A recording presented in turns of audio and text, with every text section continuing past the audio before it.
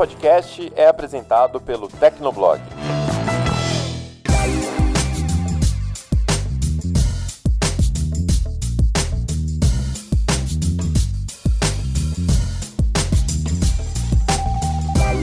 Olá, ouvinte! Seja bem-vindo! Está começando mais um episódio do Tecnocast. Eu sou o Thiago Mobilon. Eu sou o Paulo Riga. Eu sou o Emerson Alecrim. E o Barba sou eu. Hoje a gente conversa sobre o aprisionamento tecnológico, ou seja, estratégias que empresas usam para nos manter presos em seus ecossistemas. Será que existem formas de escapar desses truques? Aguenta aí, que a gente já começa.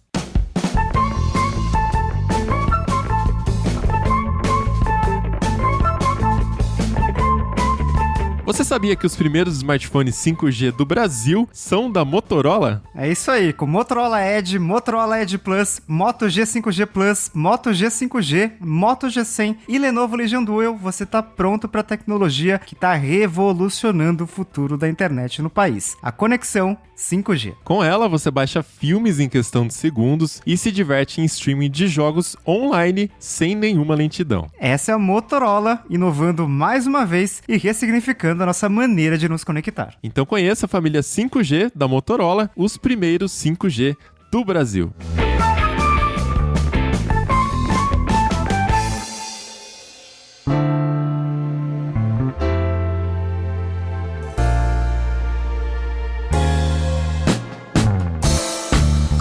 O aprisionamento tecnológico está presente em praticamente tudo que a gente usa hoje em dia. Ele é causado por características em dispositivos, aplicativos ou serviços que nos tornam dependentes daquele ecossistema. Assim, você consegue até trocar, não é como se existisse uma lei te obrigando a usar aquela marca, mas em alguns casos é tão trabalhoso que você deixa para lá. Por exemplo, quando você não consegue encerrar a sua conta no Facebook porque já utiliza o botão de login em vários serviços diferentes. Seria impossível simplesmente fechar a conta e não ter mais acesso aos outros serviços. Ou quando a troca pode trazer custos adicionais. Então, vamos supor que você tem um dispositivo e aí você tem vários acessórios para esse dispositivo que são todos da mesma marca. Então, para trocar o dispositivo, você também teria que trocar os acessórios. Ou em alguns casos os acessórios até são compatíveis, né? Mas você perde funcionalidades utilizando com a outra marca. E aí eu queria entender de vocês aí, o que já veio na cabeça de vocês depois de tantos anos usando diferentes tipos de tecnologias, diferentes marcas. Vocês sentem que já lidam com isso hoje em dia? Cara, toda vez, assim, a gente testa muita coisa diferente de vários sistemas operacionais diferentes, né? Então, tem algumas coisas que eu já desisti. Então, por exemplo, você nunca vai me ver analisando um notebook com Windows. O Alecrim é o cara que analisa notebook com Windows aqui, porque eu vou falar mais depois, mas assim, eu basicamente não consigo trabalhar e escrever se eu não tiver com o Mac mais. É ridículo.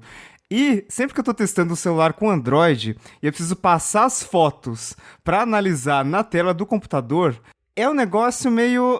Putz, eu tenho que instalar o programa tal pra passar pra cá, e daí é um negócio que eu fico gastando tanta energia mental pra ver como que eu vou passar a foto do celular pro computador pra analisar numa tela boa, que eu acabo mandando por e-mail pra mim, o que é um negócio meio ridículo, né? É o jeito mais ineficiente possível de você mandar um arquivo pra você mesmo, assim.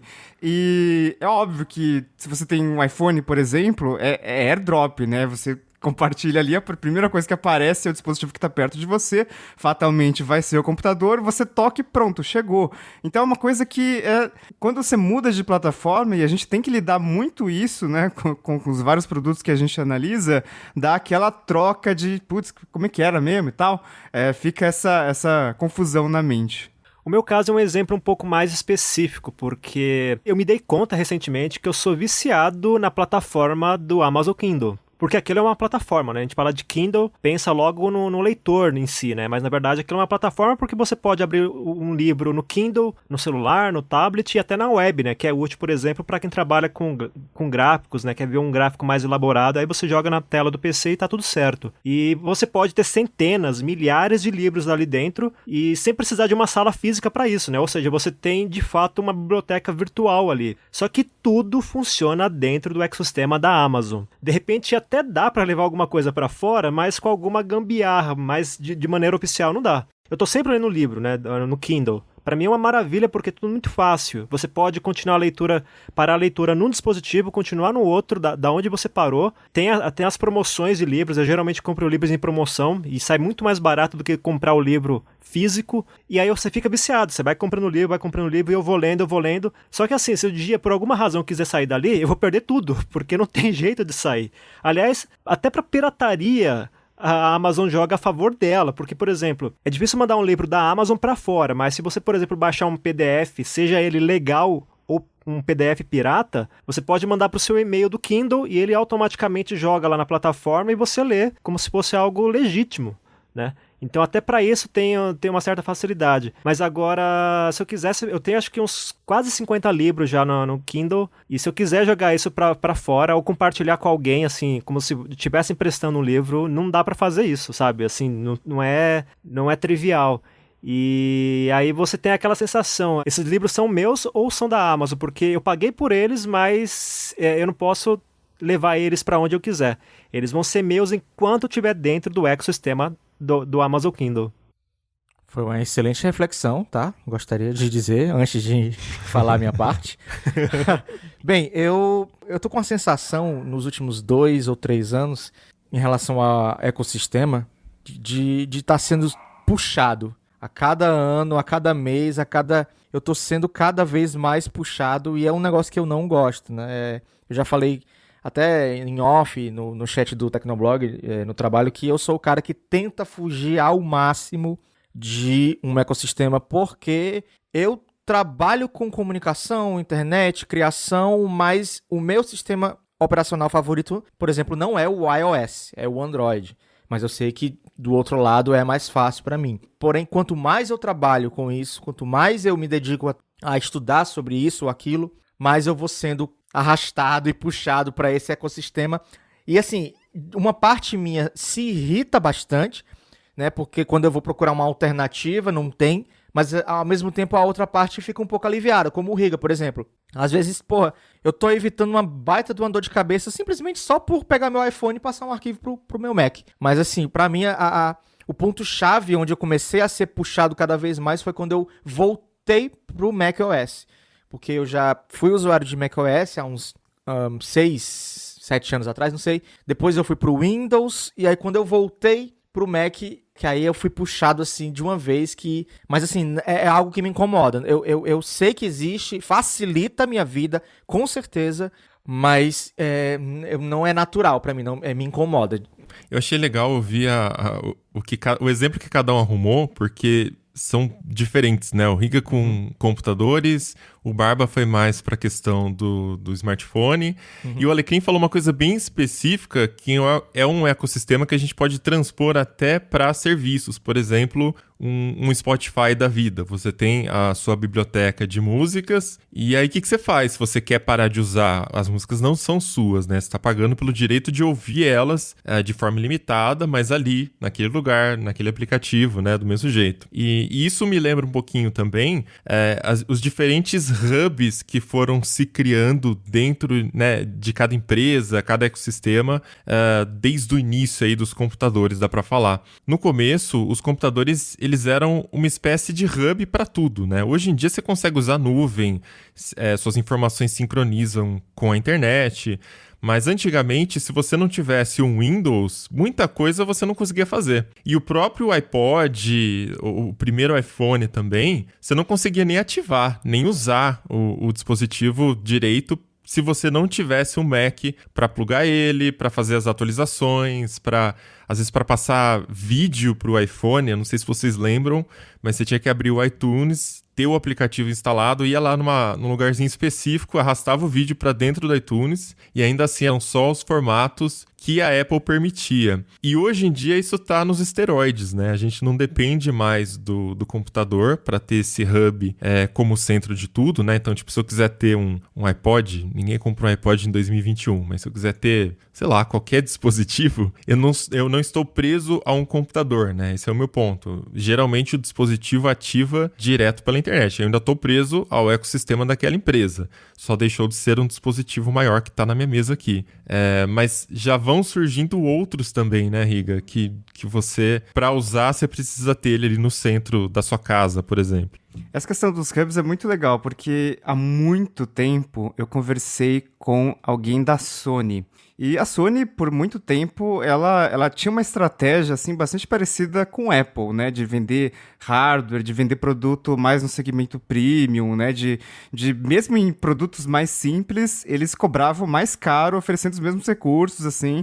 E era muito difícil, depois de algum tempo, a gente notar algum valor realmente na marca Sony, né? A marca Sony foi muito forte por um tempo, mas depois ela acabou perdendo isso. Na época que um computador era o grande hub de tudo, né? Você tinha que descarregar as coisas, gerenciar os devices pelo computador. A Sony tinha a marca Vaio, né? E era uma marca bem forte, assim. Se você não quer comprar um MacBook, mas você quer um computador muito bom e tal, que todo mundo tem uma imagem de que é uma máquina sensacional, você comprava um Vaio. E depois de um tempo eles venderam essa divisão. E aí a gente transicionou ali para o celular como hub de tudo. E a Sony, um dos motivos de eles continuarem vendendo smartphone e desenvolvendo esse tipo de produto, mesmo a gente sabendo lá no fundo que eles não estavam vendendo muito bem, mesmo a gente sabendo que lucro nesse mercado era muito difícil, a LG tá aí para provar, né? Mesmo sabendo que só Samsung e Apple realmente ganhavam dinheiro com o celular, as outras empresas que fabricavam eletrônicos, TVs, linha branca, enfim, eles mantinham a produção de celulares muito porque o celular ajudava, existia essa visão de que o celular ajudava a vender outros produtos da empresa. Então, para uma Sony da vida, isso era muito importante, né? Porque você tinha ali o Xperia, e aí você abria o celular Xperia, tinha uns nomes ali, tipo Bravia, que é uma marca super conhecida de TVs da Sony. E aí, enfim, tinha essa tentativa, não acho que eles conseguiram como a Apple conseguiu, por exemplo, mas tinha essa tentativa de sempre empurrar um ecossistema ali, né? E a hoje própria Microsoft tentou fazer isso com o Zune, e Nossa. ela queria que o Zune fosse conectado com o Xbox e com o Windows para você até jogar pelo Zune, interagir com o Zune. Então, todo mundo tentou isso. É engraçado que a gente tem feito muita análise de TV ultimamente, né? E eu tenho acompanhado esse mercado muito mais de perto, então não sei se a minha visão está meio enviesada, mas existe também uma tentativa agora de transformar a TV como esse hub. Então, isso é muito notório na Samsung, que é a empresa que mais vende celulares, que é a empresa que mais vende TVs e que está muito forte em linha branca também. Eu tenho uma máquina de lavar da Samsung que é conectada, e ela é bem básica, dá para ver os status aqui no celular e controlar umas coisas, enfim, mas tá muito longe de ser uma grande feature da lava e seca. É uma Q Drive muito boa, lava muito bem, mas a parte conectada, assim, meio dispensável. Mas às vezes é meio mágico, quando eu tô testando uma TV da Samsung, e sempre que você instala uma TV, liga pela primeira vez, você tem que botar ali a sua Samsung Account, né? Faz o login, e aí ele pergunta se você quer baixar alguns aplicativos que você já tinha na sua TV antiga. No meu caso, deve ter tipo 15 modelos diferentes ali. E aí depois de alguns dias, sei lá, eu tô assistindo alguma coisa na TV e aparece uma notificação no canto da tela da TV, dizendo lavagem concluída. Eu falei, caralho, tipo, como assim, né? Quando que eu configurei isso e tal? Mas é porque tá conectado na minha Samsung Account e tal, então fica tudo meio controlado ali. E na CS 2020, que foi, infelizmente, a última antes dessa pandemia, a Samsung tava investindo bastante nisso, inclusive tentando controlar dispositivos não conectados, né? Então, algumas TVs mais caras ali tinham até um emissor de infravermelho para você poder controlar dispositivos super simples ali, tipo, sei lá, um ar-condicionado que não é smart ainda, você consegue ter ali um controle via TV, por exemplo. Então, todas as TVs hoje, se você for ver, Samsung, LG, até a TCL tá fazendo isso, tem ali um painel de controle com seus dispositivos conectados. Se as pessoas vão usar, não sei, mas tem um recurso ali. Só um comentário. O que você teve aí de experiência de receber uma notificação, quando você falou, como assim? Eu nunca configurei isso. Cara, pra mim isso define o que é um ecossistema. Pra mim é isso. Se eu tiver que conectar, emparelhar ou configurar set de dispositivos para eu chamar de ecossistema, para mim não é ecossistema. É só um emparelhamento como qualquer outro. Se dá para fazer isso com Bluetooth, com Wi-Fi, mas isso aí de não precisar configurar e você receber, para mim, isso aí é ecossistema. E isso aí não é todo mundo que faz, né? Não é todo mundo que tá sabendo fazer por enquanto, né? Eu ainda consigo complementar o que o Barba falou. Se a gente pegar o exemplo do Spotify, que o Mobilon citou agora há pouco, é interessante como eles também analisam o seu comportamento, as suas preferências, né, o seu gosto musical, para ir sugerindo conteúdo, ou seja, no caso do Spotify, para ir sugerindo bandas e músicas, e aí, à medida que você vai curtindo mais, aí o negócio vai ficando cada vez mais preciso na definição do seu gosto. Eu também vejo isso como um ecossistema porque é o algoritmo tentando conversar no seu idioma, sabe? Tentando entender o que você quer, e aí se você está sendo correspondido nessa expectativa de sempre receber... Por exemplo, eu gosto muito do Spotify para descobrir banda nova. E se isso continua acontecendo, e de fato está acontecendo nos últimos meses, eu acho que já tem aqui de músicas que eu coloquei como like no Spotify, acho que tem, eu tô olhando aqui agora no celular, tem 343 músicas, ou seja... Só isso. Não, ele continua indicando... Tem umas 4 vezes mais que isso aí. Então pouco, mas... tem umas 10 vezes isso aí também. Pois é, mas aí se você levar em conta que eu comecei a prestar atenção nisso de julho pra cá, ou seja, tem um pouco mais de 6 meses, eu acho que tá num ritmo bom. E aí o que acontece? Nessa coisa dele tentar conversar com a sua preferência, você vai ficando mais dependente. E hoje eu penso, por exemplo... Cara, se eu tiver que trocar o Spotify, pode surgir um serviço 1000 vezes melhor, com interface melhor, com uma qualidade de áudio mais elevada, talvez até um serviço tão bom quanto, mas mais barato, mas eu não consigo sair do Spotify, porque tá tudo lá do jeito que eu gosto, ou seja, não é só mais pela questão da música que eu já tenho, daquilo que eu já descobri. Eu fico lá pela expectativa do que ainda vou descobrir lá, porque a cada semana vai chegando coisa nova e eu vou gostando, e eu tô vendo que isso tá funcionando, e eu vou ficando lá, ou seja, eu não configurei nada também pra isso, né? Eu não fui lá e coloquei minha preferência é rock, minha preferência é metal, minha preferência é música eletrônica. Não, ele foi descobrindo à medida que eu ia ouvindo, né? E aí, a partir disso, ele vai criando uma espécie de mecanismo de vício, né? Mas você considera o Spotify um ecossistema? Não, mas é que tá. Existem diferentes tipos de aprisionamento digital. Sim, o ecossistema, ele é um deles. Uhum. O ecossistema é é uma forma de aprisionamento digital, né? Sim. Mas o contrário não é verdade, né? Esse é o ponto que eu tô fazendo. Então, quando a gente começa a olhar, até o Office é uma forma de aprisionamento digital. Você tá usando aquelas ferramentas que tem aquelas funcionalidades, ele atende super bem. Mas é fácil trocar a suíte Office? Não é. Hoje você tem até mais opções, né? Há algum tempo já que tem opções de código livre.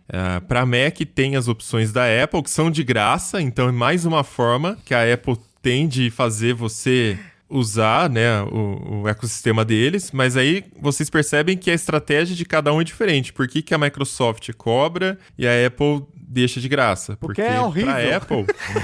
Não, é bom.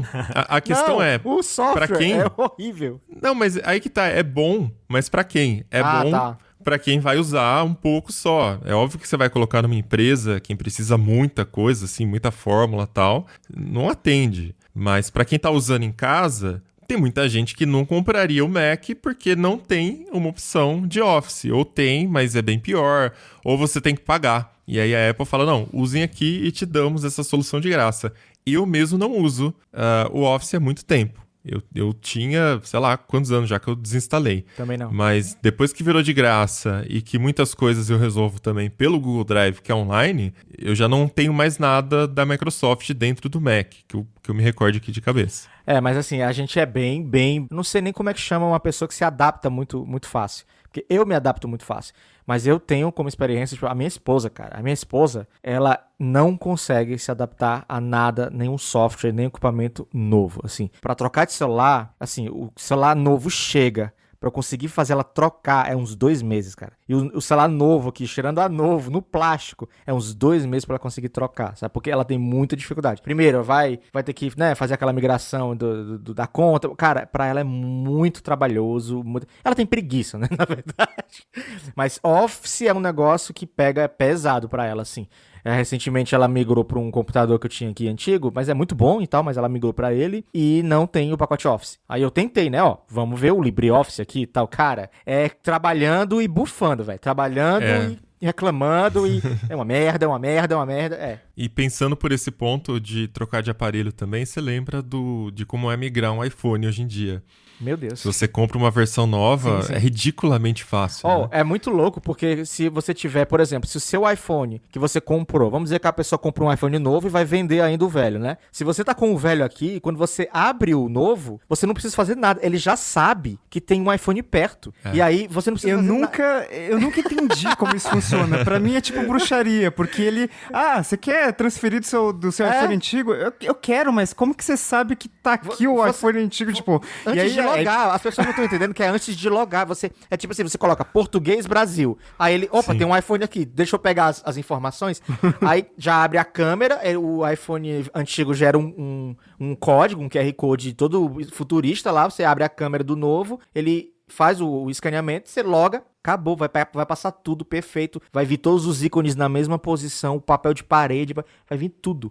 Isso é surreal. Isso é algo que eu tinha... eu ficava meio chateado com o Android, porque basicamente tinha uma época que só a Samsung tinha isso, né? Porque você mudava de um Galaxy pro outro e você já conseguia fazer o backup dos seus aplicativos, mensagens de texto, histórico de mensagens e qualquer outra coisa, qualquer outra configuração. Você conseguia trocar de um Galaxy para outro com uma facilidade muito boa até. Mas de um Galaxy para outro Android e tal, já era bem difícil. Então, sempre que eu testo celular Android hoje, eu faço tudo do zero, eu instalo todos os aplicativos do zero, mas não necessariamente porque esse é um padrão de teste, mas porque assim, não tem uma alternativa muito simples para ficar migrando de Android para outro. Então eu acabo, vamos fazer uma instalação limpa, legal, instalo os aplicativos que eu preciso agora, não instalo, por exemplo, o aplicativo de banco, porque o aplicativo de banco fica sempre no meu celular, que é o iPhone, mas o resto eu instalo tudo, migro o WhatsApp, perco o histórico do WhatsApp, enfim, mas migro. Enfim. Nossa, o meu toque não me permite perder o histórico do WhatsApp.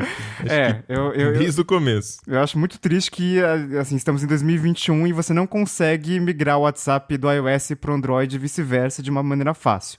A última vez que eu fiz isso, eu tive que usar um aplicativo no computador que quebrava a criptografia de alguma coisa lá e tal, e eu consegui migrar.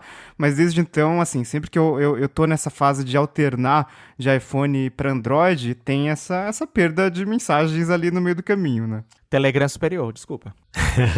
Mas até, nesse ponto eu concordo com o Bárbara, porque até de aparelho Android para Android, dá um pouco de trabalho fazer essa migração do WhatsApp. Tanto é que para review... Peraí, mas depende. Do WhatsApp vocês estão falando, né? Porque os apps e tal, hoje dá para puxar os apps na nuvem. Sim. Não fica o layout perfeito, como é no iPhone. O Google em si, nos aparelhos dele, o Google tá tentando isso já faz uns 7 anos. Eu tenho um Pixel aqui, por exemplo, o 2 funciona, aí eu migro pro 3, o 3 não funciona isso. Eu migro pro 4, o 4 funciona. Eu migro pro 5, o 5 não funciona. É aleatório, assim. Tem gente que tem um Pixel 5 igual ao meu que funciona.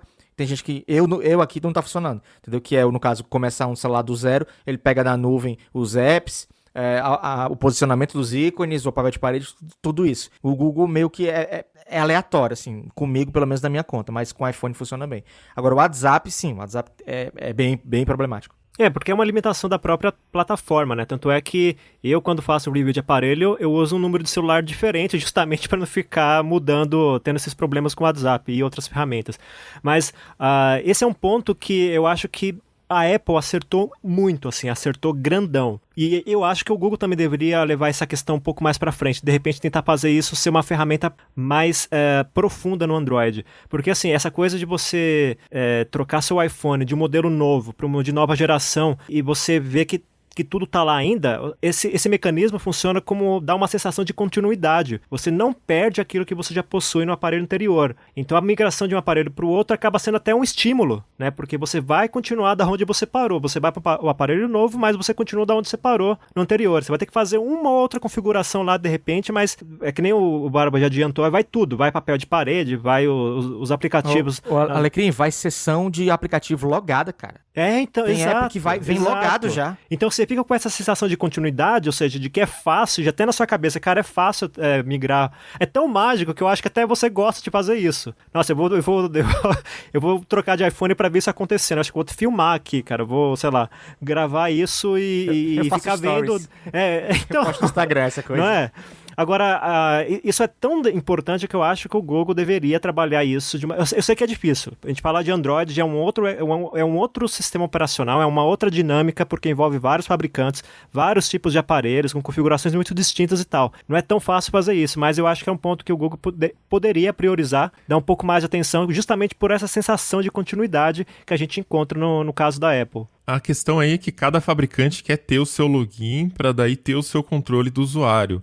A Samsung, com o ecossistema dela, como o Riga falou, ele estava logado na conta Samsung pela TV. E aí, não sei como, na máquina tem login também? Acho que ele faz o login pelo aplicativo, né? Sim, assim que você liga ela pela primeira vez, você pode configurar o aplicativo e aí vai ficar vinculado na sua Samsung Account automaticamente e para sempre, e você nem lembra mais. Tipo o ar-condicionado também. Só um comentário. Não sei se o Riga passa por isso, o Alecrim, em relação ao Android. Em relação à conta da Samsung, eu tenho um problema que aí já é uma forma de fugir desse ecossistema Samsung. A Samsung, dentro dela, ela salva as senhas na conta Samsung, enquanto o Google, no Android, também salva as senhas na conta Google. Aí, às vezes, você tá no celular da Samsung e a conta Google em si, ela não consegue funcionar muito bem, porque o da Samsung sobrepõe. Aí você fica... vou usar meu S21 aqui. Você fica sobrepondo, salvando as senhas no Samsung, aí você migra para um Motorola, se ferrou. Perdeu todas as senhas, não salvou no... Aí é um conflito de ecossistemas, porque o Google também tem os aplicativos dele, os serviços dele... tudo que você faz, você está navegando, você está buscando alguma coisa, você está sendo rastreado, o Google sabe quem você é. Né? Então acaba correndo esse conflito aí de duas contas tentando controlar o usuário no mesmo aparelho. Mas eu queria falar que na Apple tem até umas coisas que são psicológicas, né? Saiu uma notícia no Verge essa semana, ainda daquele caso da Epic, né? Uma parte do processo que eles estão usando lá para argumentar que a Apple fecha demais o ecossistema dela. E eles falavam sobre o caso do iMessage. O iMessage não é tão popular no Brasil, porque aqui a gente usa o WhatsApp e porque produto Apple é muito caro. Então a maioria usa Android mesmo. Mas lá nos Estados Unidos, SMS já provavelmente deve ser de graça.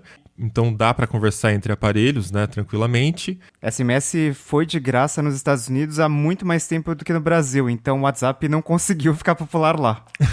E aí, para quem está usando entre iOS, você recebe a mensagem com o fundo azul. E aí lá tem até esse preconceito quando você recebe a mensagem com o fundo verde, que significa que a mensagem veio de um aparelho que não está usando iMessage, né? Então é um Android.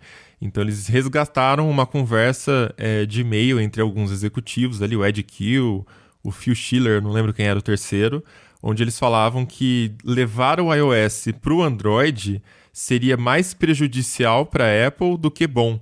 Né? Você conquistaria usuários, teoricamente, do outro sistema, porém, muita gente está presa no iOS e um dos motivos é para ter o iMessage nativo na plataforma. Isso é muito louco, porque é muito fora da realidade do Brasil, né? O iPhone nos Estados Unidos, em média, ele tem uns 50% de fatia de mercado, né? No último trimestre do ano, que é quando tem aquele trimestre de lançamento de iPhone, aí as vendas de iPhone ocupam 60%, às vezes até 70%. É um negócio ridículo, assim. iPhone tem uma dominância muito importante nos Estados Unidos.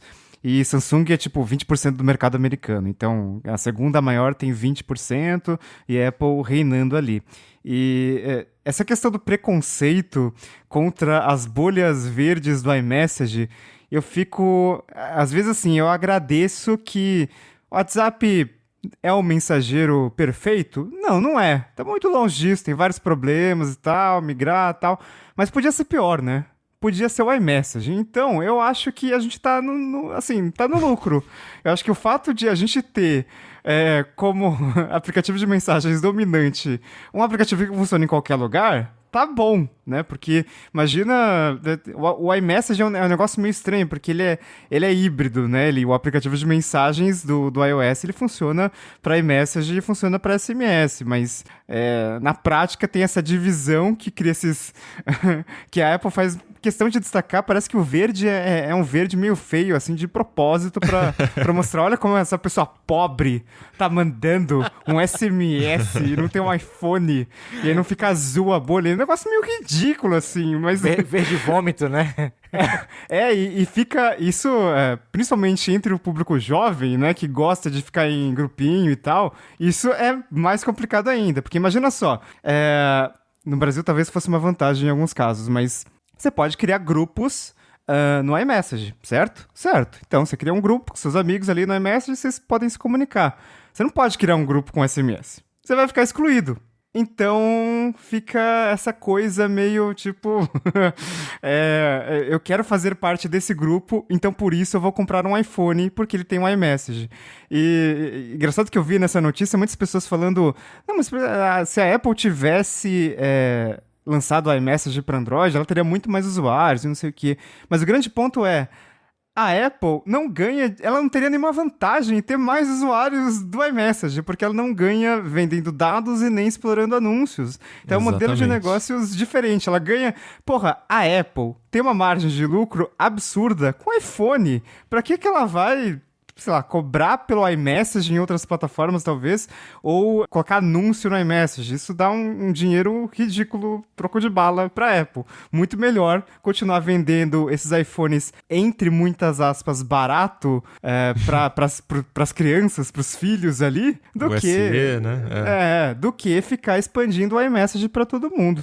E esse é o ponto central da estratégia da Apple. Ela é uma fabricante de hardware. Ela não fabrica, né? Mas ela desenvolve. Então, o objetivo principal da Apple é vender mais dispositivos. Quando a gente estava falando do Hub, né? Você percebe que você não precisa do Mac mais. Mas o Mac com o iPhone, cara, casa perfeitamente. Quem está ouvindo e nunca usou os dois ao mesmo tempo, são pequenas facilidades que parecem bobeira, mas por ser nativo e funcionar tão bem no dia a dia... Cara, a sensação é muito boa, sabe? A dopamina que libera, sei lá, qual que é o hormônio específico ali, mas isso realmente faz diferença. E é estúpido a gente falar assim, caramba, eu não acredito que você tá gastando essa grana e você tá preso por causa de um copia e cola universal, sabe? Mas, cara, a hora que você precisa no Windows e com Android, e você vê que, sei lá, você tem que instalar um aplicativo de terceiro, ou a Microsoft acho que tem o dela também, né? E aí, às vezes, não funciona tão bem. Cara, assim, muda completamente o jogo, né? Facilita a vida, né? Esse é o objetivo da empresa, para fazer você ficar preso no ecossistema. Dá para falar, por exemplo, do Apple Watch, como ele integra, né, com os outros dispositivos, do AirPods, que você abre a caixinha e já aparece na tela do iPhone e do Mac para você conectar muito fácil.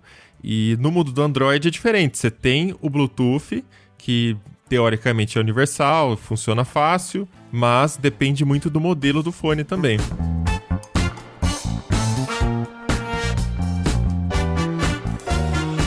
Eu queria lembrar dessas pequenas coisas que fazem você ficar preso e pagar mais caro só porque você quer continuar na sua zona de conforto, né? E querer continuar usando os produtos da forma mais simples possível, porque você já aprendeu, tá acostumado e tal. O iMessage, acho que pro mercado americano é o exemplo mais claro, mas eu não sei se vocês já passaram por essa experiência. Você tá num local ali, cheio de gente, sei lá, tá num evento. Lembra quando a gente ia pra coletivas de imprensa? E aí tinha várias pessoas ali e você podia abraçar e tal. Não faz muito tempo, faz pouco mais de um ano isso. E aí tem tal do Wi-Fi do evento, né? E aí você precisa digitar a senha do Wi-Fi do evento. E essa senha nunca está em um local muito facilmente acessível. Nossa. Só que sempre tem aquela pessoa que já preencheu a senha e já está conectado no Wi-Fi. E aí, se essa pessoa tem um iPhone, e se você tem um iPhone, você conecta, você toca ali no nome da rede, e para outra pessoa que já está conectado, ela pergunta, o iOS pergunta, você quer compartilhar a senha? E o cara só toca no botão, e o seu iPhone fica com a senha preenchida. Você conecta e pronto. É tipo, meu Deus do céu, sabe? Então tem muito essa questão de fechar as pessoas no ecossistema e fechar entre as pessoas. Ou seja, você cria grupos de pessoas que gostam daquilo porque elas não compraram exatamente por causa daquilo, mas elas veem o negócio funcionando. Nossa, mas caraca, né? A senha preencheu automaticamente. Caraca, eu dei Command C no Mac e aqui apareceu no colar do iPhone. Que bizarro esse negócio, funciona super bem. Não, isso aí eu uso 200 vezes por dia, cara. Eu já pensei de cara nesse porque é uma coisa que eu sei que ia fazer falta, sabe? Exatamente. Pode não ser um argumento de venda assim imediato, mas isso acaba prendendo as pessoas por muito mais tempo no ecossistema. E com certeza uma pessoa normal, ela não ia lembrar disso. Tipo, por que você ainda tá usando o ecossistema Apple? Ela não vai falar, porque eu copio e colo. É óbvio que esse motivo não é o único, mas a pessoa também não ia lembrar. Eu tô lembrando porque a gente preparou a pauta e a gente começa a analisar, né, as coisas que estão no nosso dia a dia aqui, que prendem a gente. Mas são essas pequenas coisas que tornam a usabilidade da tecnologia muito melhor. Mas como usuário do lado verdinho da força, o Android tem um compartilhamento de senha, tá? Você que tá ouvindo aí, vai comprar o iPhone só pra compartilhar a senha. Você que tá ouvindo isso aí, vai comprar o iPhone só pra compartilhar a senha. O Android tem isso, tá? Eu não sei onde começou a versão, mas ele gera ali um código QR, é só o outro Android ler e tá conectado. E na verdade a gente começou pela Apple porque eu acho que é o ecossistema que ele mais trabalha essa questão de prender, de aprisionar. Não, então, e o Android sai pegando, velho. O Android sai pegando mas tudo isso aí. O ponto é, não entendam, você ouvinte, não entendam que a gente está defendendo a Apple. A gente está justamente falando como isso é do mal, né? A gente fica preso. Sim. E é óbvio que nenhuma outra empresa também é do bem. Tá todo mundo tentando construir isso, mas a mais bem sucedida é a Apple e é por isso que a gente tá falando tanto dela aqui nesse começo. Isso chega numa camada tão profunda que esse mecanismo de prender o usuário acontece até de maneira indireta. Eu tenho uma amiga, por exemplo, que ela trabalha, ela é cabeleireira, né, pegando meme lá. Cabeleireira Leila. E ela usava Android, mas ela foi pro iPhone porque ela pegou com umas amigas dela e umas clientes dela uns aplicativos para fazer retoque de maquiagem, essas coisas. Eu falei, mas esses aplicativos tem para Android também. Ela falou, mas no iPhone funciona melhor, né? Talvez no iPhone pode realmente funcionar melhor, porque como é uma plataforma única, são poucos os modelos de iPhone, fica mais fácil otimizar. No Android é diferente, você pode ter um aparelho com hardware intermediário e aí o aplicativo pode não funcionar de maneira tão rápida. Mas a questão é que funciona de qualquer forma. Mas ela tá tão acostumada com essa coisa de tudo fluir no iPhone que ela já não dá chance de experimentar no Android, sabe? Eu vou logo pro iPhone, eu sei que é mais caro, que eu vou ter que comprar um aplicativo que de repente é mais caro no iPhone do que se eu comprasse no Android, mas é melhor porque tudo já tô acostumado, tudo funciona bem, eu não vou ter dor de cabeça. Então esse pensamento, né? A Apple meio que conseguiu criar esse pensamento também, né? Tem muita gente que vai pro Android, que pula de iPhone para iPhone simplesmente para não ter uma dor de cabeça na hora de migrar de plataforma ou então de experimentar o mesmo aplicativo em outro ecossistema.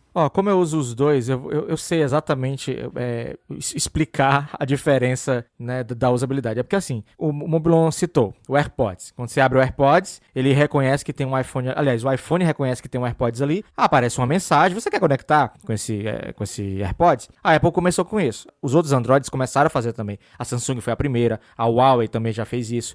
Inclusive, essa semana, o Google anunciou que você não precisa nem baixar a atualização de software. Pelo Play Service mesmo, ele vai atualizar ali sem você perceber. Ele já iniciou uma parceria com 100 empresas de fone de ouvido, para que quando você abra o fone de ouvido, apareça a mensagem e você possa emparelhar de forma automática. Então a Apple começou um negócio que... A questão é que a Apple começa realmente um negócio... pensado na usabilidade.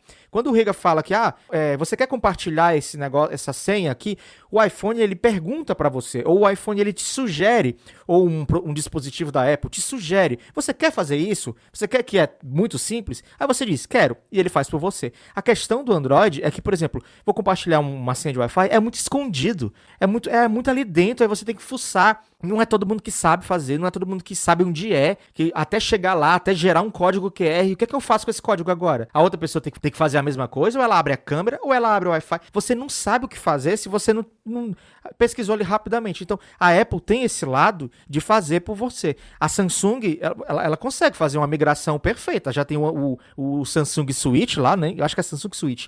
Se você abrir o Samsung Switch, por Wi-Fi mesmo, você consegue migrar Android para Android, iPhone para Android. Mas você tem que baixar o Samsung Switch para poder fazer.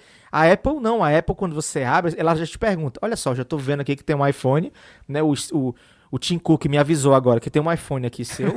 Eu tô olhando esse é seu iPhone antigo, esse é seu iPhone novo. Eu tô olhando pela webcam do seu Mac que tem um iPhone ali.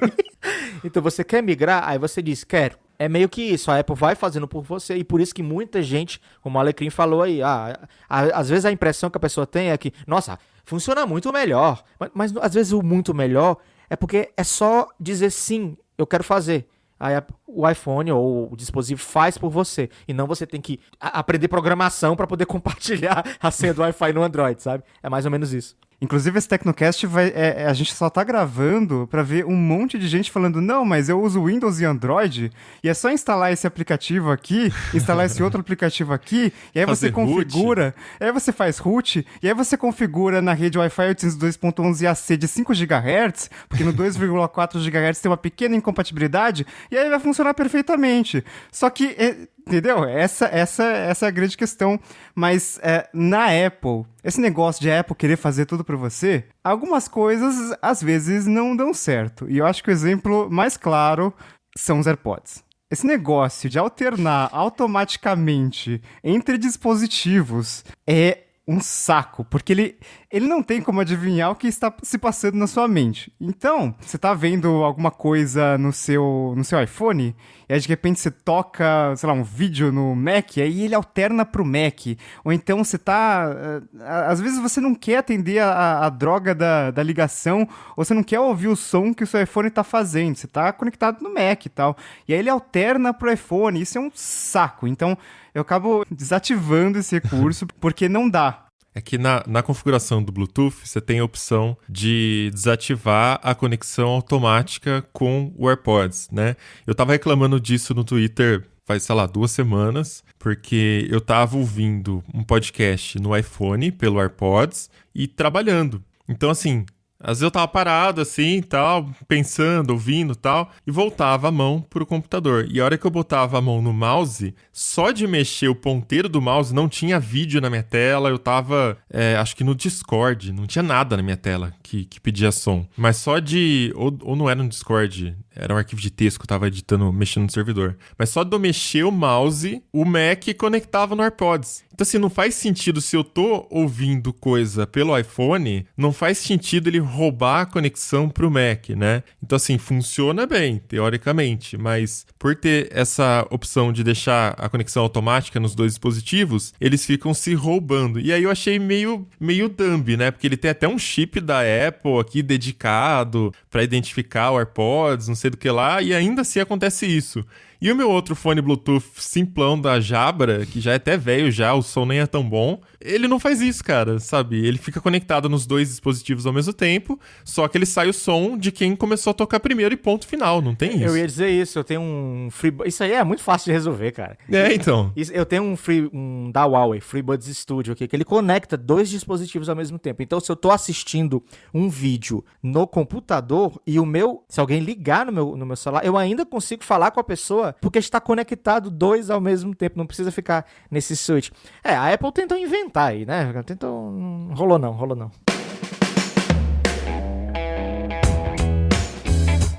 Mas é só pra gente não ficar só na Apple, dá pra falar também das outras empresas. A Apple é a pior, né? As coisas que ela faz, ela é realmente muito boa, melhor. Muito atenciosa. É a pior no sentido de que você fica mais preso, né? A gente tá falando aqui de ficar preso no ecossistema, e é pior porque são caros, né? Então é meio difícil ficar preso nesse ecossistema aqui, em específico. Mas a Samsung também vem tentando bastante montar um ecossistema com Buds Pro, seu próprio fone de ouvido, seus smartphones. E o Riga tem uma opinião que não tá conseguindo muito, né, Riga? Por quê? Eu acho que a Samsung tá no mesmo caminho da Apple, mas ela tá um passinho ou alguns passinhos atrás. Então, acho que o Buds Pro foi uma clara mudança ali de estratégia da Samsung de querer, não, você vai comprar esse Galaxy Buds Pro, ele tem um som incrível, o cancelamento de ruído é muito bom, mas assim, se você não tiver um Samsung Galaxy celular, a gente não vai te dar alguns recursos aqui e tal. Se você quiser usar com o seu outro Android, da Huawei e da Xiaomi, beleza, mas assim, a alternância entre dispositivos Galaxy não vai funcionar. E pela primeira vez, o Galaxy Buds Pro ele não tem um aplicativo para iPhone. Os mais recentes, o Buds Live e o Buds Plus, eles eram compatíveis com iOS, então você conseguia trocar equalização, você conseguia fazer vários ajustes ali. O Buds Live você podia aumentar ou diminuir o nível do cancelamento de ruído, que é um recurso bastante importante, e agora no Buds Pro não tem. Então é uma tentativa da Samsung de, beleza, a gente fez um fone de ouvido que a gente, putz, isso aqui é muito bom, mas a gente quer que você compre as outras coisas nossas também. Mas é um passo inicial, entendeu? Então, eu acho que a Apple, ela não tá só um passo à frente, como ela, inclusive, conseguiu meio que fazer uma estratégia dupla ali, né? Porque em áudio ela tem tanto a marca Apple quanto a marca Beats. Isso fica muito claro quando a gente vê, por exemplo, AirPods Max, que é um headphone ali super caro, né? R$7.000 e tal. E aí ele tem alguns recursos tipo, sei lá, áudio espacial.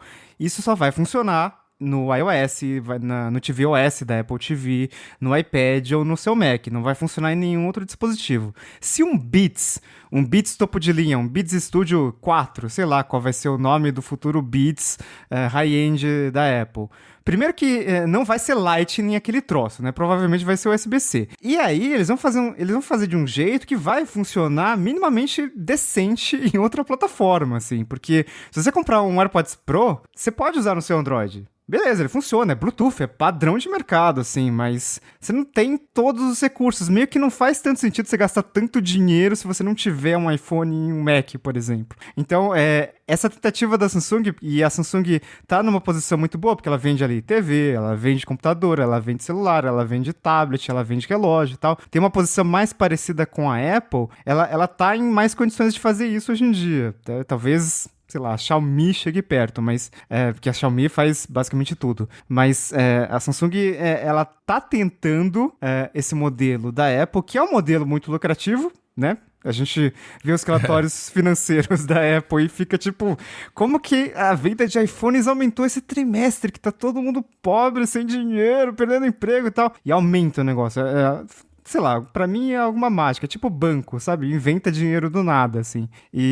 Mas a Samsung tá fazendo isso tanto nos celulares quanto nos computadores. Então, claro que os computadores da Samsung vêm com o Windows, e a parceira mais óbvia para isso é a Microsoft. Então, hoje você tem, ali, inclusive, você puxa ali na central de notificações de qualquer Galaxy, tem ali, vincular ao Windows, né? Para você já, você tem um Windows e beleza, você consegue usar recursos como, por exemplo, sei lá, copia e cola universal. Mas tem essa tentativa ali de fazer as pessoas migrarem para um ecossistema próprio. No caso da Samsung é meio complicado, porque tanto o Android quanto o Windows, eles são sistemas disponíveis para várias fabricantes, né? Não é uma coisa que só a Samsung controla. Mas por meio dos gadgets, você ainda consegue fazer algum tipo de controle. Caso da máquina de lavar e da TV que mostra notificação do nada. Mas nesse caso eu fico pensando, né? Aqui em casa, por exemplo, recentemente coloquei ar-condicionado aqui em alguns quartos, e aí as TVs, eu tenho Samsung, as duas TVs são Samsung, né? Mas o ar-condicionado é da LG. E eu sei que ele não conversaria com a TV. Mas no meu iPhone eu consigo instalar o aplicativo da LG e dá pra controlar ali. O Riga falou que achou uma porcaria, mas é ok. Na verdade, eu descobri depois que aquele aplicativo é um framework. A Xiaomi também usa o mesmo framework para as lâmpadas inteligentes. É o mesmo layout, até só muda a cor e alguns menus. Mas enfim, quando a gente tá falando de fone de ouvido, de computador, de celular, eu acho que são aparelhos com maior rotatividade. Então, sei lá, daqui a pouco você troca o computador e pega um Samsung ou pega um Apple e você vai montando ali aos poucos o ecossistema. Mas numa casa, quando a gente coloca um ar-condicionado, a gente não vai trocar mais. né? Não vou daqui 5 anos, enjoei desse ar aqui, vou comprar um novo, mais bonito, sei lá. Isso não tem Enjoei porquê. da cor, né? Tá amarelado, né? Vou trocar o ar-condicionado. Então, eu acho que aí é um ecossistema mais difícil de construir, porque a TV você ainda troca, mas também demora muito mais do que um smartphone, né? TV, enquanto a imagem tá boa e o aplicativo tá atualizado ali, você vai continuar usando por muito tempo. Então, montar o ecossistema de casa, eu acho que é ainda mais difícil, né? E eu acho que o consumidor, pelo menos o brasileiro, quando ele vai comprar o ar-condicionado, ele não vai pensar, mas será que eu vou conseguir controlar pela minha TV esse ar aqui e pagar mais caro no ar, né? Eu acho difícil aqui no Brasil, pelo menos. Que nem eu comprei o mais barato, então, né? Só para colocar uns dados de mercado, há algum tempo, eu acho que esse período deve ter aumentado de uns tempos para cá, mas há algum tempo o período médio de troca de aparelho, de celular, era de 10 meses. Isso é ridiculamente baixo. Caramba! Inclusive. Do pessoal do Tecnoblog, você diz, né? Não, De do quem? público geral. No Brasil? No Brasil, cara? No Brasil. Meu Por isso que Deus, as fabricantes passaram a acelerar o ciclo de lançamentos, né? Antes era tipo de 12 em 12 meses, depois foi diminuindo um pouco. Tem linha hoje de celular que atualiza semestral, né? Então, é claro que no meio de uma pandemia, provavelmente as pessoas estão demorando mais para trocar celular. E é claro que em algumas marcas, por exemplo, o Apple, isso deve ser muito mais longo o período de troca. Mas celular troca muito rápido. TV, o tempo médio pra trocar é de 5 anos. Eu achei baixo, né? Mas Eu tô achando os dois baixos. Eu achei alto. Eu quero E trocar geladeira? eu quero trocar a minha com 3. Pois é. Eu tô sempre testando TV, então lógico que eu tendo a trocar mais, mas 5 anos realmente é um tempo muito baixo. E acaba casando um pouco com Copa do Mundo e Olimpíadas também. Mas peraí, né? você tá falando baixo que as pessoas estão demorando pra trocar? Você achou Não, que fosse mais rápido? Não, que as pessoas estão trocando muito rápido. Ah, tá, Eu também achei. E geladeira, aí sim, demora em média 10 anos. Então, o último boom de geladeira foi em 2011. Então, agora em 2021, mesmo no meio de uma pandemia, você vai ver vários fabricantes ali, várias empresas investindo nesse negócio de linha branca, porque agora deve ter um novo pico de troca de geladeiras e de linha branca no geral. Claro que em 2011 a gente tinha vários incentivos ali, redução de IPI e tal, para incentivar as pessoas a comprarem, mas com incentivo ou não, em média, as pessoas vão trocar a cada 10 anos de qualquer forma. No caso da Samsung, falando de ecossistema como um todo mesmo, aliás, não, vamos pegar só a parte de dispositivos móveis. Por mais que a empresa se esforce, ela tá ali tentando... Eu, por exemplo, adoro a interface da Samsung no Android. Eu acho que é a interface mais bem organizada que tem no mercado atualmente e também é mais fácil de usar, consequentemente. Mas ela não consegue criar essa coisa de fidelidade, sabe? Então, por exemplo, beleza, tinha o Galaxy S20, aí lançaram o S21, e eu não vejo aquela corrida da galera, nossa, agora tem o S21 e eu vou trocar, né? Com a Apple é diferente, você lança um iPhone 11, aí depois lança o 12 e a galera já tá lá de olho no site da Apple para saber quando vai comprar. Ou já tem gente pensando, putz, vou financiar meu carro, alguma coisa assim, e vou trocar, né? Tem essa corrida, eu diria, essa expectativa maior com relação à Apple. Agora, na Samsung, por mais que ela se esforce, por mais que tecnicamente ela tenha uma capacidade muito boa de criar um ecossistema funcional e que é intuitivo, eu não vejo essa movimentação e eu fico me perguntando se a razão não é o fato dela tirar para todos os lados, porque ela lança dezenas de celulares por ano, tem linha de notebook, tem linha de máquina de lavar, geladeira, isso, aquilo, e aí talvez eu fico pensando se isso acaba não sendo uma espécie de tiro no pé, porque pode causar a impressão de que assim, beleza, ela só é mais uma fabricante, sabe? Então ela não vai ter um cuidado muito específico com o produto. Então, eu vejo, por exemplo, gente que fala, nossa, eu comprei um Galaxy S21, adorei e tal, mas de repente vem uma outra marca aí, lança um aparelho que parece ser mais interessante, a pessoa não vai pensar 2 vezes em trocar. Até porque vai continuar sendo um Android e tal, sabe? Então eu acho que o problema da Samsung é, de repente, algo que é útil para ela, que faz ela ser a gigante que é. Eu posso estar errado, né? Mas é essa coisa dela tirar para todos os lados. pode dar a impressão que ela não tem um foco direcionado em impressão, né? Porque na verdade ela se dedica. Se você pega a linha Galaxy S, a gente sabe muito bem que ela cuida bem dela. Apesar de que, né, na S21 ela deu uma vacilada aqui e outra ali, né? Você pega, por exemplo, o S21 com traseira de plástico e tal, isso um aspecto questionável, mas de modo geral ela cuida bem da linha. Mas essa coisa de atirar para todos os lados pode não dar aquela sensação de continuidade que eu falei com relação à Apple. Eu posso estar errado, mas é a impressão que eu tenho. Eu tenho uma visão bem positiva sobre Samsung, na verdade, e eu fico triste pela saída da LG, porque eu acho que a LG é uma puta oportunidade perdida, assim, porque é a única empresa que poderia competir, tentar chegar a fazer alguma coisa perto da Samsung e nunca conseguiu, ficou muito longe sempre, assim. Nunca conseguiu fazer um celular que realmente tenha apelo, que integre com o fone de ouvido. Por exemplo, Samsung, a gente ainda entende ali, né, você compra um Galaxy S21, aí você compra um fone de ouvido, você tem o Galaxy Buds, e aí você tem um relógio, o Galaxy Watch, que usa um sistema, né, que é muito atrelado à Samsung, não é da Samsung o Tizen, mas tá no relógio, tá na TV, enfim. Aí você tem a TV, e daí você tem toda a linha branca, geladeira, você tem ar-condicionado, você tem máquina de lavar, enfim, tá tudo integrado ali. Você tem uma linha completa de produtos, que nem a Apple tem, né, inclusive, né? A Apple tá muito ali nos gadgets ali do celular, PC, relógio e tal, mas linha branca, por exemplo, não tem e nunca vai ter, né? Acho, enfim. Será, né? Já vão estar falando de carro aí. Imagina um Apple Home, sei lá. Mas a LG é uma empresa que tem a capacidade de produzir esses eletrodomésticos, que faz TVs incríveis. Assim, as TVs OLED da LG basicamente não tem concorrência hoje, por melhores que sejam as QLED da Samsung. A melhor QLED da Samsung, eu ainda prefiro a OLED da LG, só que a LG nunca conseguiu fazer.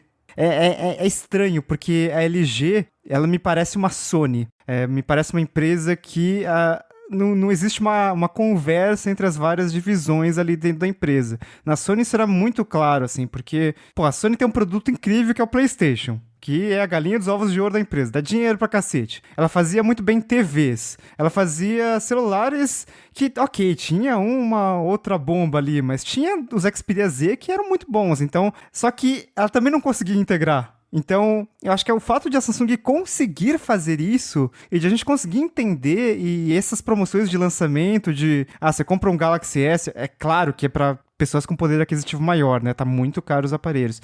E você ganha, não, sei lá, um brinde qualquer, mas você ganha R$2.000 em voucher para usar em produtos Galaxy. Eu acho que isso é bem importante para fazer essa construção. E no final das contas, no Brasil, a Samsung...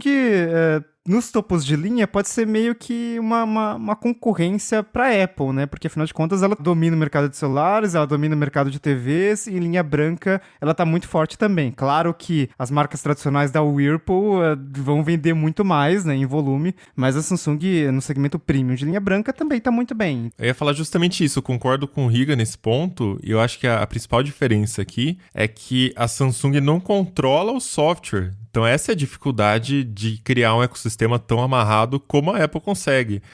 Por mais que ela consiga fazer uma customização no Android, aí o programador que está ouvindo a gente vai poder falar, né? Mas o que a gente ouve é que o Swift é muito fácil de mexer, é a linguagem, né, de programação da Apple, e aí a gente está vendo também agora o mesmo chip, então é o mesmo sistema, o núcleo ali do sistema do Mac e do iPhone, né, é o mesmo, então possibilita algumas integrações. A Samsung nunca vai conseguir fazer isso porque o Android é do Google. Ela, no máximo, customiza em cima de uma linguagem que já falam há muito tempo que vai ser substituída, que é problemática, né, e no Windows é da Microsoft, então e aí o Tizen também. Então, assim, são 3 linguagens diferentes, é um esforço maior para você conseguir customizar e ainda assim você não vai ter as permissões que você precisa para fazer o recurso do jeito que a Apple faz, integrado no sistema dela, né? Vai ser numa forma de aplicativo ali. Então, assim, ela ser líder em tantos mercados mercados, ou pelo menos tá ali em segundo, terceiro colado na liderança, é a prova de que a estratégia funciona, né? Ela tá conseguindo vender cada vez mais. Porém, nesse ponto do lock-in especificamente que a gente está avaliando, né, de criar um ecossistema bem amarrado, ela tem essa dificuldade aí, ela nunca vai conseguir fazer isso. Eu tô com um Galaxy Book aqui, que é o Windows, né? É o notebook da Samsung, mas é o Windows. E assim, a integração que ele teria com um S21, quando eu peguei ele, né, porque a Samsung me emprestou por um tempo, na expectativa, fui lá em cima, né? Eu pensei que ia ser aquela experiência MacBook e iPhone. Mas, cara, o que eu consigo fazer nesse Windows aí com o S21, eu consigo fazer com o Pixel 5. Eu consigo fazer com... Então, assim, dá pra fazer com qualquer outro Android. Não tem esse apelo, sabe? Agora, sim, quando você pega um S21 e um Tab S6, que são os dois Androids, são dois da Samsung, aí a integração é muito melhor. Aí você vai conseguir atender uma ligação, mas assim, sem configurar, sem precisar fazer nada. Você consegue atender uma ligação do tablet, você consegue usar como na própria Apple, né, que você tá com um iPhone perto, aí você tá com um tablet também, aí ele já reconhece ali, você já pode usar o 4G do iPhone, assim, só num clique. Então já tem essa integração melhor, a Samsung também tá fazendo isso, tá se inspirando na Apple, obviamente, mas é para se inspirar mesmo, é o capitalismo, ter que ter concorrência, mas funciona melhor um Tab S6 com o S21 do que um Galaxy Book Windows com o S21, que seria a mesma coisa de qualquer outro Android, sabe? E aí, quando a gente está falando de Microsoft, é uma situação completamente diferente, né? Aqui a gente está falando de duas fabricantes de hardware, vende hardware, né? Ganha dinheiro vendendo hardware, Apple e Samsung, mas Microsoft, apesar de ter aí alguns produtos, a fonte de receita principal dela não é da venda de hardware, porém ainda é o sistema que domina o mundo dos computadores. Mas nos últimos anos, após a entrada do Satya Nadella, a gente tem visto uma guinada radical na filosofia da empresa, que não tem mais fronteiras, né? Ela está presente em todos os sistemas que você adotar, você consegue utilizar os aplicativos da Microsoft e aplicativos bons, né? Já falamos aqui de vários também no Tecnocast, que eles estão dando um talento aí nos aplicativos também. Eu acho que a Microsoft conseguiu criar um terceiro ecossistema ali depois que o Windows Phone morreu, né? A gente não conseguiu, né, emplacar o nosso sistema operacional e tal, então qual que vai ser a nossa estratégia? A gente vai estar em todo lugar e a gente que vai criar meio que um ecossistema paralelo, que foi basicamente isso que a Microsoft fez. Então você tem ali uma suíte completa de produtividade, o Office, obviamente, tem um grande apelo entre as pessoas, então, né, você tem a integração ali de web, iOS, Android, e você assina o Office 365 e tal, etc. Mas você tem alguns serviços atrelados e você tem algumas ferramentinhas básicas ali. Então, a Microsoft veio nessa guinada durante um tempo de comprar aplicativos básicos que todo mundo pode usar. Então, por exemplo, o SwiftKey, quando a Microsoft comprou, é óbvio que é uma tentativa de se infiltrar ali na vida da pessoa. Quando a Microsoft faz um aplicativo chamado Outlook, que não é só um aplicativo para usar Outlook.com, mas é um aplicativo de e-mail muito bom para você usar com qualquer serviço de e-mail, é uma tentativa de colocar a Microsoft na sua vida. Tem aplicativo de lista de tarefas, eles mataram o Wunderlist, mas beleza, agora tem outro. E quando você abre um Samsung pela primeira vez, tem ali os aplicativos da Microsoft pré-instalados, né? Inclusive serviços como LinkedIn, que é meio difícil ligar com o Microsoft até hoje, né? Mas é um serviço Microsoft. Nossa, é verdade.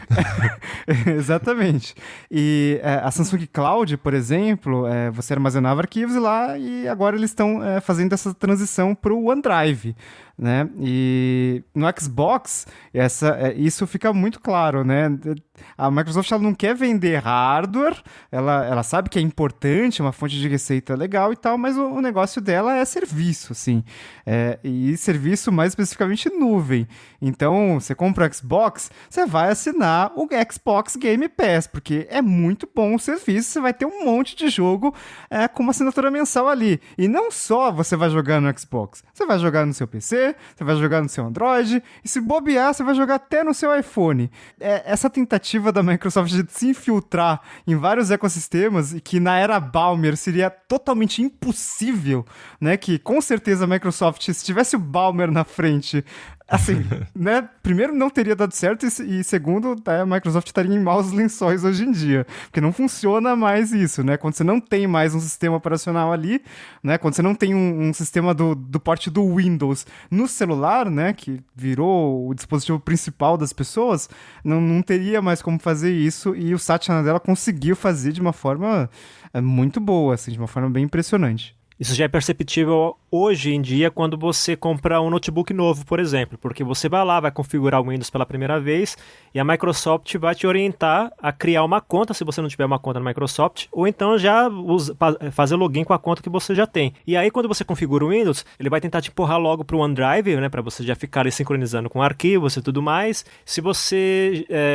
abrir o Office pela primeira vez ali, o Word, o PowerPoint, etc., ele vai perguntar se você quer experimentar o Microsoft 365 ou se você já tem, ele já dá o campo de login ali para você colocar as suas credenciais. Quer dizer, ela já está assim, aos poucos, na surdina, conectando tudo, né? Aí quando você faz login, tudo funciona, né? O Word vai estar lá do jeito que você usa, o OneDrive já vai puxar os seus arquivos, integrar com o próprio Windows, você consegue usar até como se ele fosse o OneDrive, como se ele fosse local, enfim. E eles foram fazendo isso aos poucos, né? E hoje está quase que criando aquela dependência que a gente tem com relação ao Google, por exemplo, né? Que eu, por exemplo, no Google tá tudo lá, né? Meu Gmail tem as contas dos serviços que eu faço login, aí se eu preciso recuperar alguma senha, ele joga pra lá, tem meus dados do Google Docs, enfim, tá tudo lá. E a Microsoft está quase entrando nesse caminho também, só que de maneira um pouco mais sutil, né? É engraçado, eu configurei um Windows faz uns 15 dias, mais ou menos. Eu passei por tudo isso. Nossa, hoje em dia são muitas telas. A configuração é gigante, é muito... Eu não sei nem quanto tempo demora, mas demora bastante. Mas é engraçado, você falou, né, de conectar a sua conta Microsoft, OneDrive e tal. Depois que finalmente eu tô na área de trabalho de um Windows, eu ainda não sinto que eu tô num ambiente que tá sincronizado ou que tá... nesse ecossistema, como você hoje configura um macOS, por exemplo. Volta no dilema, né? O lock-in não necessariamente significa ecossistema, mas ecossistema necessariamente é uma forma de lock-in também. O Windows, ele tem outras formas de lock-in. E boa parte do lock-in do Windows vem dos aplicativos que só tem para o Windows. Você não consegue trocar para o Linux. Ninguém fala de trocar para Linux a não ser nerd, né? Ou uma galera muito específica de desenvolvedor, pessoal que trabalha com servidor. Aí, beleza, é o ecossistema deles já, né? Dessa galera mais de código. Mas pro pessoal do dia a dia, o lock-in do Windows é muito forte. E é por isso que ele domina tanto. E aí o que a Microsoft conseguiu fazer com o Satya Nadella é impressionante, porque ela conseguiu pegar essa base e mandar para todos os dispositivos, saca? Sem precisar ter os dispositivos, sem precisar fazer o sistema, que era a estratégia inicial que estava dando muito errado, né? Do Windows Phone. Então, você conseguir usar tudo da Microsoft. Do Windows Phone e de comprar a Nokia. Imagina uma empresa que é dona da Nokia. Então, assim, né? Ele tinha uma estratégia muito clara na era Ballmer e não era essa estratégia do Nadella. Sim. Então foi muito tipo assim, então vamos manter a nossa posição aqui. Hoje em dia, cara, quem que vai surgir para competir com o Windows? Que empresa maluca que vai falar, vamos lançar um sistema operacional de computador em 2021? Impossível, né? É da Microsoft, ponto final. E a gente não vai parar de usar computador, por mais que o futuro seja cada vez mais mobile first. Para trabalhar, você ainda precisa do computador e a Microsoft com certeza vai estar no seu computador. Mas não se desesperem, ela também está no seu celular ou no seu tablet, independente de qual for a sua escolha, né? Então, a Microsoft é bem isso que o Riga falou, né? Ela é infiltrada. Ela é aquela empresa que, por mais que você não perceba, você tá preso nela e você tá bem amarrado nela. E quando você olha até a pizza de receita da Microsoft, você vê que é uma empresa absurdamente diversificada. As linhas de receita dela, diferente até de Apple, de outras empresas, né? Que assim, a Apple é foda. Você pega um AirPods, só o AirPods fatura mais do que Spotify, Twitter, sei lá, umas 3 empresas juntas, assim. Shopify, acho que né? Nem Spotify. E a Microsoft não. Ela tem uma divisão de receitas impressionante entre Office 365, servidor, Xbox, né? Então, é uma empresa muito saudável financeiramente e também os usuários não vão migrar para outro lugar, não tem como.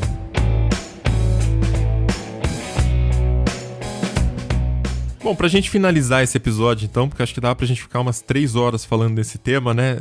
Pra todo lado que a gente olha, tem alguma tentativa, tem alguma implementação pra fazer com que você fique preso naquele ecossistema. Então vamos tentar ajudar o ouvinte, em vez de só dar esse mundo apocalíptico aqui de tecnologia, você tá preso e ponto final. Dicas do que o ouvinte pode fazer, se tem alguma coisa pra fazer ou é só senta e chora, né? Para tentar se blindar um pouquinho e ter as opções sempre em aberto, né? Quero trocar de aparelho, enfim.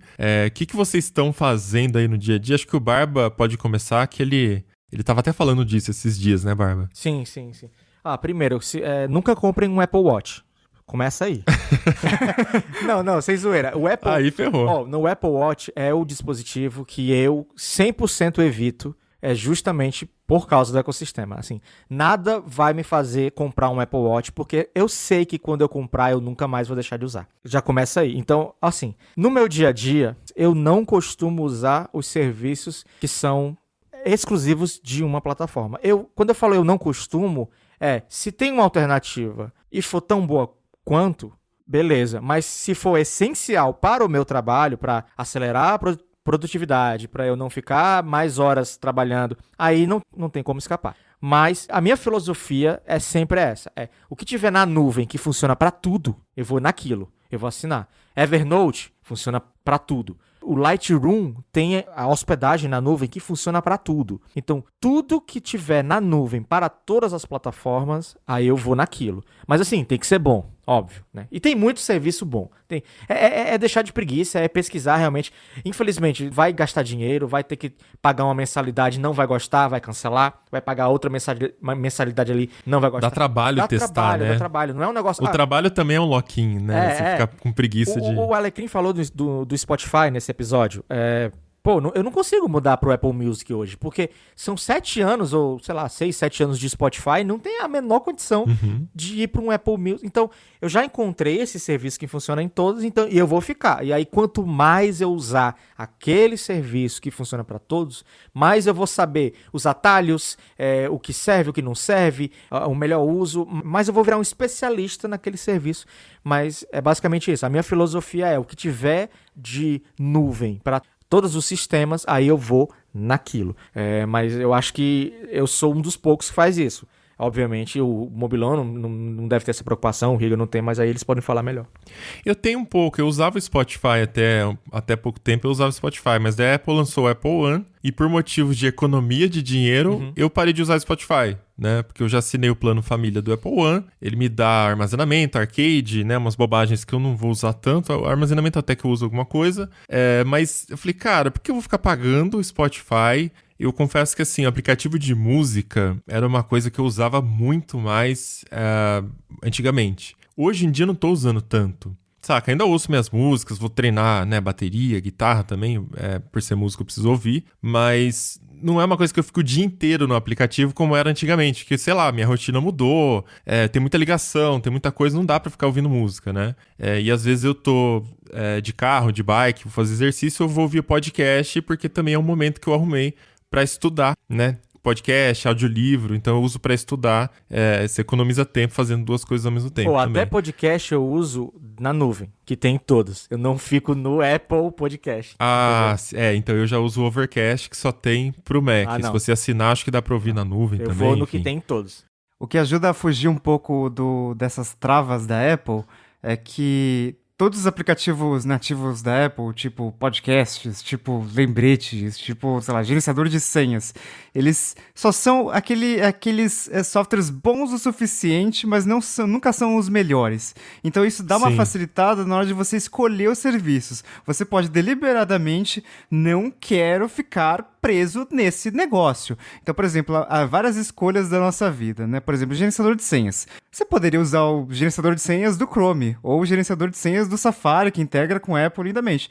Mas você pode usar o OnePassword, que vai funcionar muito bem no seu iPhone, que vai funcionar no Android que eu estiver testando, que vai funcionar até no Windows, porque só precisa ter o Chrome ali funcionando. Enfim, é compatível com qualquer navegador, funciona super bem. Podcasts, ok, o aplicativo de podcast da Apple melhorou bastante, mas O Pocket Casts sincroniza até a posição do episódio que eu ouvi, e aí eu troco de iPhone para Android, de Android para iPhone, fica tudo sincronizado, a lista de próximos episódios tá ali, linda e maravilhosa. E nuvem, eu acho que é o ponto principal, né? A nuvem é que integra tudo. E os seus arquivos, onde estão os seus arquivos é o que determina ali se você está preso ou não. Se eu colocasse tudo no iCloud, eu tava ferrado. Mas felizmente eu guardo a maioria das minhas coisas no Google Drive e Google Fotos, então eu consigo ter uma boa acessibilidade ali, tanto em plataforma Apple, quanto em plataforma Google, quanto em plataforma Microsoft. Então eu faço essas escolhas para fugir e às vezes eu não consigo. Então, por exemplo, editor de texto, sei lá, ele sincroniza com o iCloud e tal, funciona super bem no iPhone, funciona super bem no Mac, mas não vai ter versão para Android. Mas como o meu trabalho é feito principalmente no computador, não tem tanto problema, assim. Então, isso é o de menos. Mas várias dessas ferramentas no dia a dia, por exemplo, por que eu não uso Things como o Mobilon, que é o aplicativo preferido dele, com certeza é o aplicativo que ele mais usa na vida dele hoje em dia? Porque só funciona em plataforma Apple, então fica uma coisa meio complicada. Putz, e quando eu estiver testando Android, eu não consigo ver minha lista de tarefas, cara, que coisa absurda, assim. Então, obviamente, é um aplicativo melhor que o Lembretes da Apple, mas se ainda fica preso no ecossistema. Então, eu tento procurar, além de ser um aplicativo não nativo, um aplicativo de terceiro, um aplicativo que seja multiplataforma. Eu sigo uma estratégia um pouco parecida com a do Riga e também com a do Barba. Até por uma questão profissional. Por exemplo, eu tenho um Mac, eu estou usando o Mac Mini agora, mas eu também tenho na minha Eita! Eu tenho na mesma Não. Vocês não conhecem o Alecrim.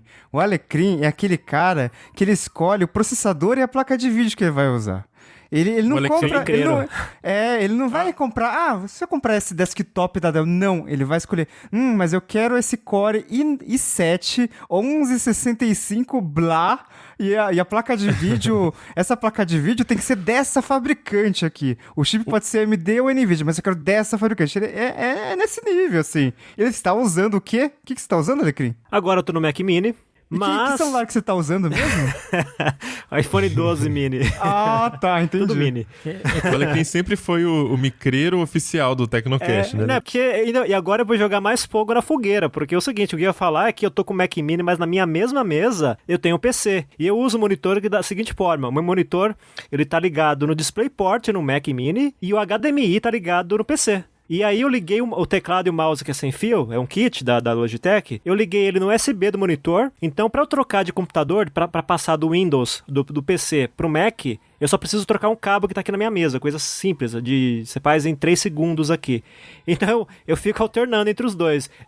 Atualmente ainda passo maior tempo no PC, eu acho que fico, sei lá, 60% do tempo, mas eu tô migrando aos poucos pro Mac, para experiência e tudo mais. Mas eu tento ficar nessa coisa de não me prender a uma plataforma só, primeiro por questões profissionais, eu falei agora há pouco que eu uso o iPhone 12 mini como celular principal, mas o Android tá aqui perto também, eu continuo usando Android, não só como backup, mas também para ficar por dentro de aplicativos, de coisas que eu vou lançando. Então, ou seja, não é só um celular de backup, é um celular para ficar por dentro das coisas e ao mesmo tempo para não ficar preso a uma plataforma também, né? Se eu consigo acessar algum serviço do Android no iOS e vice-versa, eu prefiro esse serviço. É o caso do Spotify, que eu já falei, é o caso do Kindle. O Kindle, eu fiquei questionando essa coisa de ficar preso, mas é a única plataforma de livros que tem, que é ampla desse jeito e que funciona muito bem, e aí eu consigo usar, eu posso estar lendo sei lá, eu tô lendo no iPhone 12 mini, e aí eu paro de ler, eu posso continuar num Galaxy Tab S7, aí eu posso parar e continuar no PC, enfim, dá pra fazer isso de uma maneira muito tranquila e fácil. Talvez a sincronização demore um pouco, mas funciona,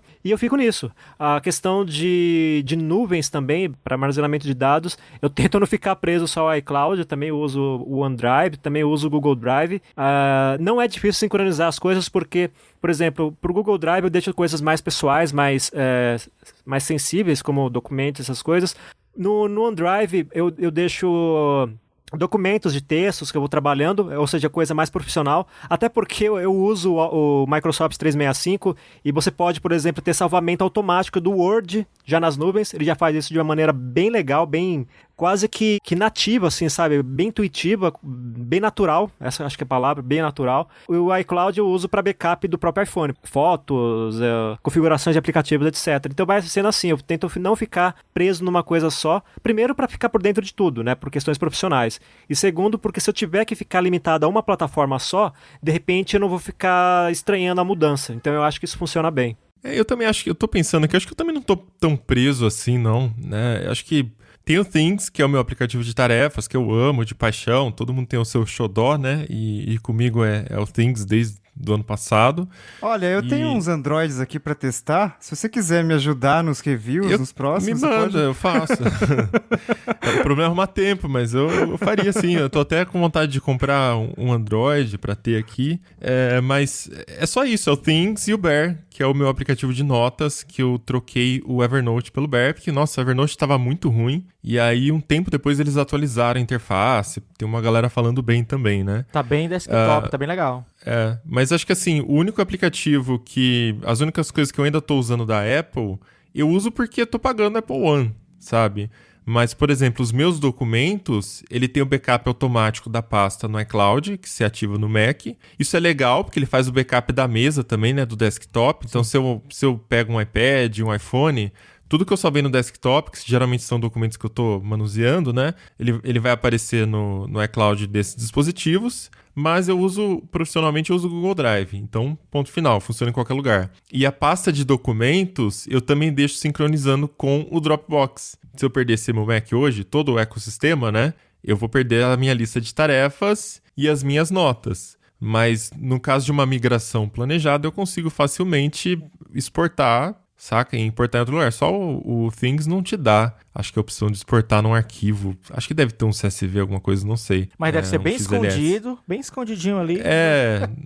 Não deve ser fácil, né? Mas eu sinto que eu tô mais preso aos aplicativos pelo modelo deles, né? Que se você quiser sincronizar entre devices, aí você tem que pagar uma assinaturinha do aplicativo também. Mas isso vai ser para qualquer um. Se eu quiser um Evernote da vida ou um Todoist, também tem uma assinatura mensal. Então, acho que eu tô até feliz agora de pensar isso. Eu achei que eu tava muito mais preso. Então, não tô tão preso, não. Então, eu falei que eu fujo, né? Agora eu vou me contradizer e agora eu vou me lascar todinho, como diz aqui no Nordeste, vou me lascar todinho só falando aqui de criação para redes sociais no meu iPhone aqui. Só o que não tem no Android, tá? Só tem no iPhone, ponto final. O Double Take, que é do Filmic Pro, o Halide, o Spectre, o Fox, o Metafoto, o app de vídeo da Shure, de edição de foto, o Squirtle Darkroom, meu Deus, de Story Push, LumaFusion, Videolip, Focus Live, Slow Fast, Mixcam, deve ter uns 20 apps pra criar pra redes sociais que só tem no iPhone. Aí tá aí. Eu tô ao mesmo tempo fugindo e ao mesmo tempo lascado.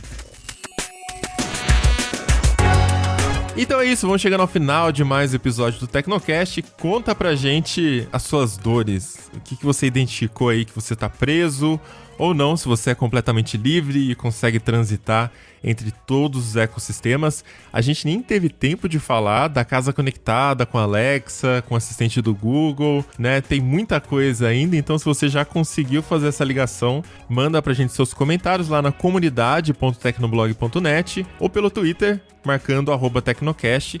E se quiser falar com a gente nas redes sociais, eu sou @Mobilon, @Paulo Riga, @ealecrim e @barba com 3 As no final. Este Tecnocast vai ficando por aqui, voltamos com outro semana que vem. Até lá! tchau. Falou!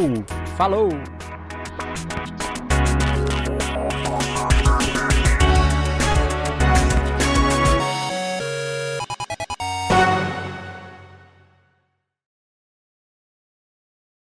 O Kindle eu acho legal porque eu posso começar a ler um livro no Kindle, né? E aí a hora que eu tô, sei lá, no consultório médico, eu pego o celular e consigo dar uma lida, Eu quero ver Dar um uma Tecnocast em 2022. Alecrim, um ano depois. Como está? Certeza. Eu quero ver essa Viu? porra de 60% PC. Como está a porcentagem? Ó, mas- 60% PC agora, como é que tá? Eu não sei como é que tá, que vai estar, mas olha, semicreiro é muito legal, cara. Você vai lá, você monta o seu PC, você escolhe cada peça, e depois você monta tudo Cara, e começa a você não precisa funcionar, montar cara. peça. Mas isso que é legal, cara. Cara, é artesanal o por- negócio, por meu. ó, É que nem pensa o fazer pão seguinte. artesanal.